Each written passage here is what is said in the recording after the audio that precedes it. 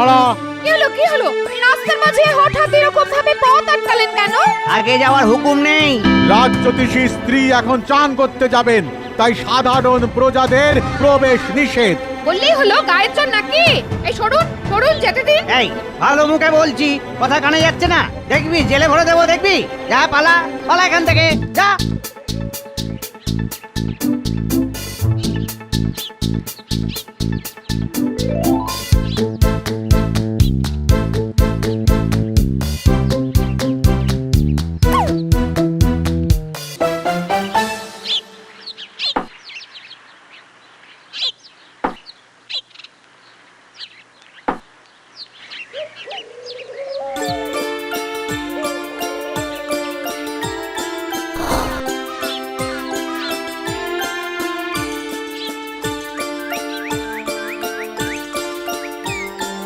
যাক বাবা, অনেকদিন পরে বেশ ভালো কাঠ পেয়েছি।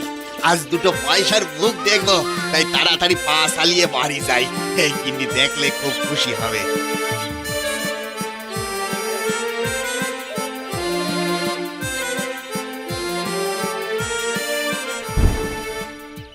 গিন্নি, ও গিন্নি, ওই গো গিন্নি, কি হলো? এমন অন্ধকার ঘরের মধ্যে বসে বসে কাঁদছো কেন? কাঁদছি কি আর সাথে? সব আমার পোড়া কপাল, পোড়া কপাল। কি হয়েছে সেটা বলবে তো। আর বাকি আছে এটা কি? পাশের বাড়ির বউটাকে দেখো, ওর বর ওর জন্য কত দামি দামি শাড়ি গয়না এনে দেয়, আর তুমি? আমি সামান্য কাঠুরে, এই সবার কোথায় পাবো বলো? তবে দেখো, এই কুটার যতদিন আছে মোটা ভাত কাপড়ের অভাব আমাদের কোনোদিনে হবে না।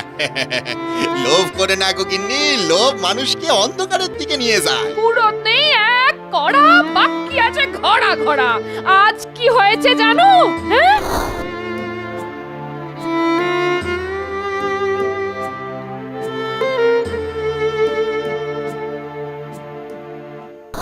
তুমি একটু পরে গেলেই তো পারতে, কি দরকার ছিল তাড়াহুড়ো করার? আজ থেকে না এই কাঠুরিগিরি ছেড়ে তুমিও জ্যোতিষী হয়ে যাও। তুমি কি পাগল হলে নাকি? আমি তো জ্যোতিষের কিছুই জানি না। কেউ কিছু জানে না। যখন কেউ কিছু জিজ্ঞেস করবে তখন চোখ বন্ধ করে বিড়বিড় করে একটা আবোল তাবোল কিছু বলে দেবে। কিন্তু কোনো কিন্তু নয়, কোনো কিন্তু নয়। আমার কথা না শুনলে আমি যদি কিছু ভালো মন্দ করে ফেলি, দোষ দিও না।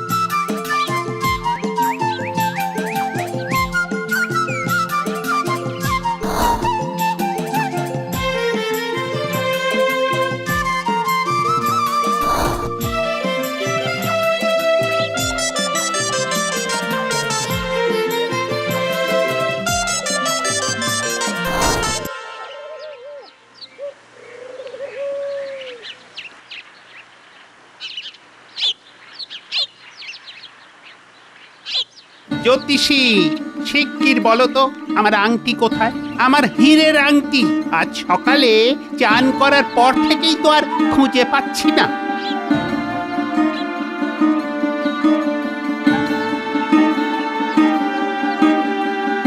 একটা গর্ত, টিকটিকি। কি কি? একটা গর্তের পাশ দিয়ে টিকটিকি চলিয়ে গেল। মনে পড়েছে, মনে পড়েছে। ধন্য তুমি জ্যোতিষী। এই নাও তোমার এক থলি স্বর্ণ মুদ্রা।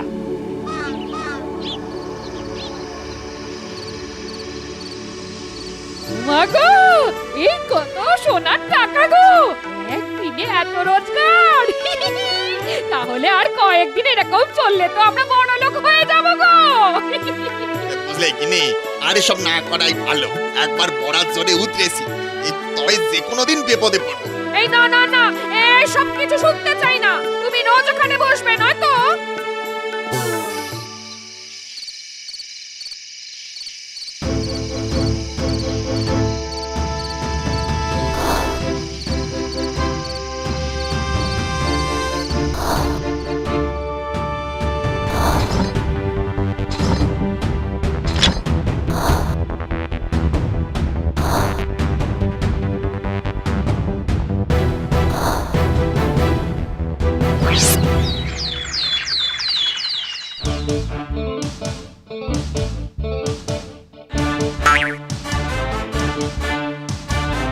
না মহারাজ, গণনায় কোনো চোরের সন্ধান পাচ্ছি না। মনে হয় এই চোরের সবাই মন্ত্রগুপ্তি জানে। অপদার্থ, এত টাকা বেতন নাও মাস পুরোলে, এখন বলছো সন্ধান পাচ্ছ না? দূর হও আমার চোখের সামনে থেকে, দূর হও। মহারাজ, অভয় দেন তো, একটা কথা বলি। তোমার আবার কি চাই? বলো, কি বলবে?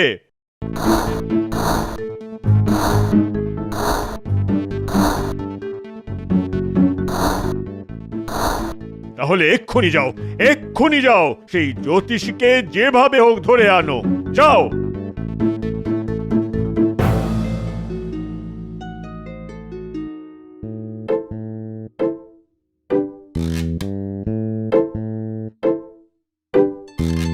শুনলাম তুমি নাকি কাল মন্ত্রীর আংটি খুঁজে দিয়েছো। আগে হ্যাঁ মহারাজ। বেশ, তাহলে বলো কাল কারা আমার কোষাগার লুট করেছে? 40 জন। যাক, তবু অন্তত কিছু জানা গেল। রাজ জ্যোতিষী তো এটুকুও পারেনি। যদি ধরতে পারো পুরস্কার পাবে, আর যদি না পারো তবে গর্দান যাবে, মনে রেখো। কদিন একটু সময় দেন মহারাজ। কদিন? 40 দিন, প্রত্যেকের জন্য একটি করে। বেশ, তাই দিলাম। 40-এর বেশি কিন্তু একদিনও নয়। যে আজ্ঞে মহারাজ।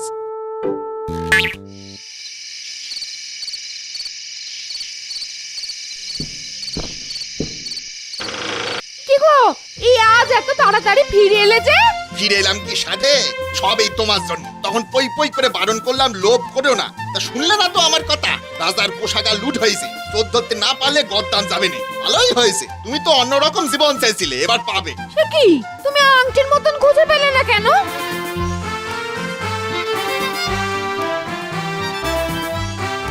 এই কি হবে গো এত খেজুর দিয়ে? এখন থেকে প্রতিদিন একটা করে খাবো, তারপর তো আর এসব জুটবে না, আর এতে 40 দিনের হিসাব থাকবে।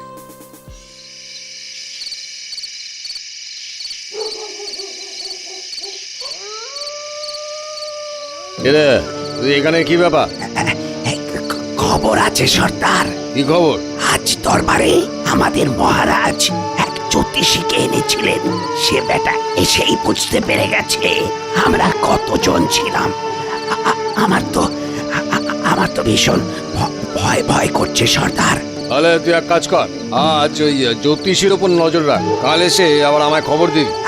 আচ্ছা আচ্ছা সর্দার, আচ্ছা।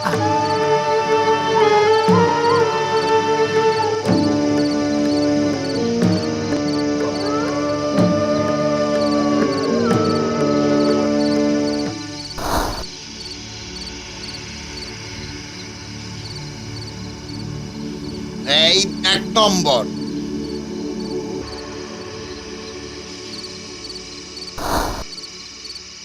সর্বনাশ হয়ে গেছে সর্দার, আর রেহাই নেই।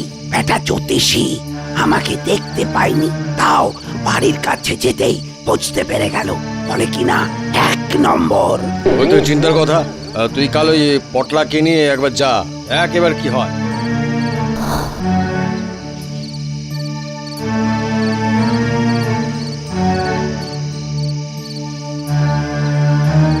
এই 2 নম্বর।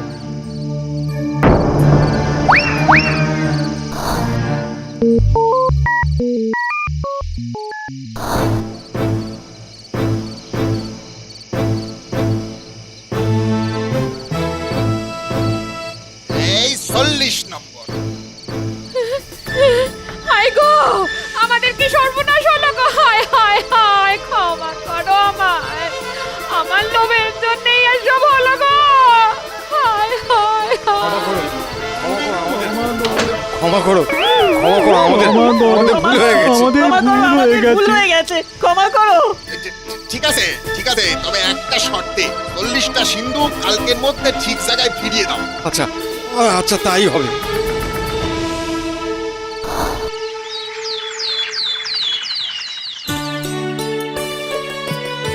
কি খবর? কিছু সমাধান হলো? আগে হ্যাঁ মহারাজ, সমাধান হয়েছে। কোথায় সব? কোথায়? তাড়াতাড়ি বলো, তাড়াতাড়ি। বলছি, তবে তার আগে একটা শর্ত আছে। ও, আবার কি শর্ত? তাড়াতাড়ি বলো। কোনটা চান, চোর না চোরাই সম্পত্তি? ওদের জন্য গরম তেল তৈরি হচ্ছিল, কিন্তু কিন্তু সম্পত্তিটাই বেশি দরকার। রাজ্য চালাতে এত টাকা লাগে যে কি বলবো। ঠিক আছে মহারাজ, মন্ত্রীকে পাঠিয়ে একবার কোষাগারটা দেখিয়ে দিন। মন্ত্রী, যাও তো রাজকোষটা একবার দেখে এসো, যাও।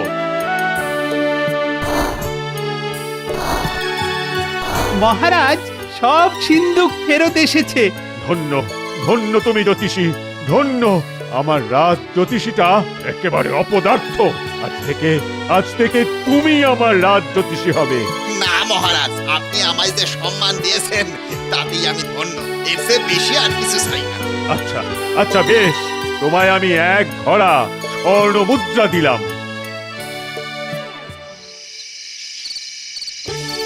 এই দেখো গিন্নি, কত স্বর্ণ মুদ্রা। আমাদের আর কোনো অভাবই থাকবে না। আর লোভ করো না, যা পেয়েছো তাই নিয়ে খুশি থাকো। সে আর বলতে, আমার খুব শিক্ষা হয়েছে গো।